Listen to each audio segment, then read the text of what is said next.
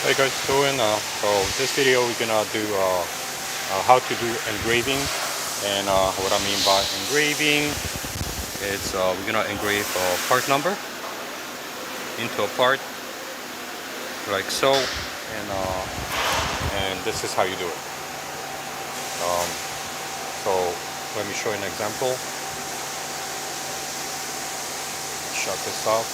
So right now, just because I'm doing the engraving on one side, and this is actually a similar side, so I just do flip and use the same program. So I grade this out. So I'm actually going to be engraving it now. So I go to program edit. Since it's gray, it's inactive. I go to cancel, and I'm out, and I'm done. So that means it's active.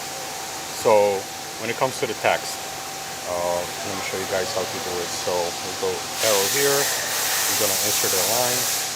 Okay, you go to line machining. Okay, and you have all these options over here, and right at the end you have a text. So when you press the text, this is what you get. So let me just erase this. Right arrow, erase.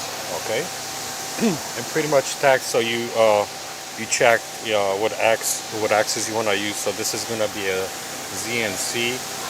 So we're going to use it's going to move on a Z, so on a length, and it's just going to use a chuck to orient the radius.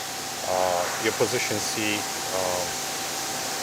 me see, where is it? So your position C is going to be nothing. Then you put your text over here. Then you have a text.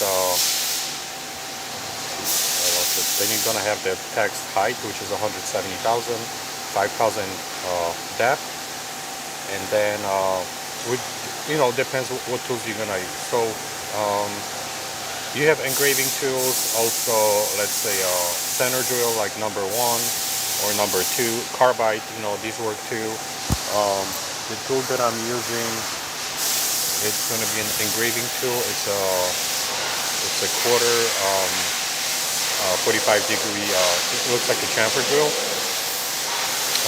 So I called it 250E for engraver.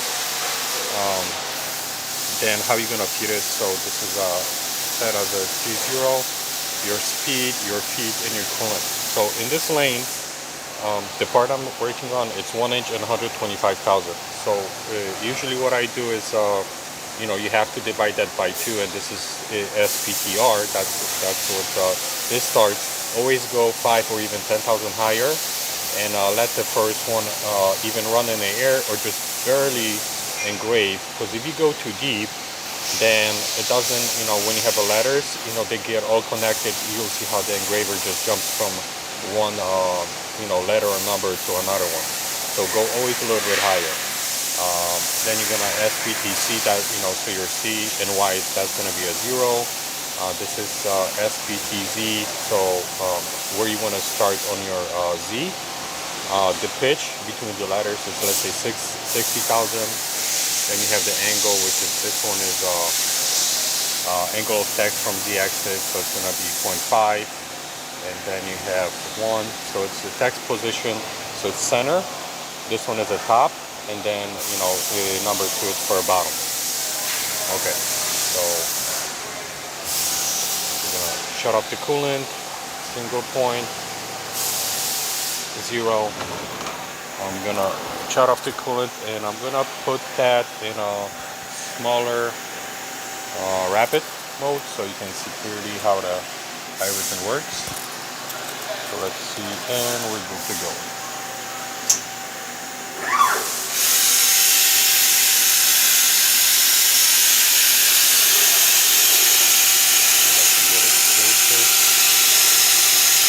So this looks like it's rotating slowly, but it's actually pretty fast. It's rotating about 3,000 RPM, and like you see, it just moves on a Z, and the chuck is oriented to numbers. Okay, so let's stop. Let's speed it up. So because it was on a mill, so the spindle right now, even if you want to change it, it's all locked. So you have to let's say go into handle mode, press the arrow. Right now you see the C-axis connect. I'm gonna need 2 fingers. This one you press, and then let me see. Oh, and the doors to shut it off. Okay, now it released the chuck. So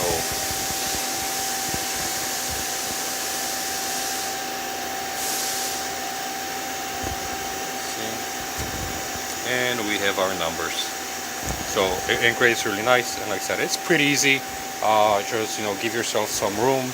If you're gonna try it, and you can go like this. If you got a part in the chuck, you can go up and down, you can go around, and you just pick your radius, pick your Z, your depth.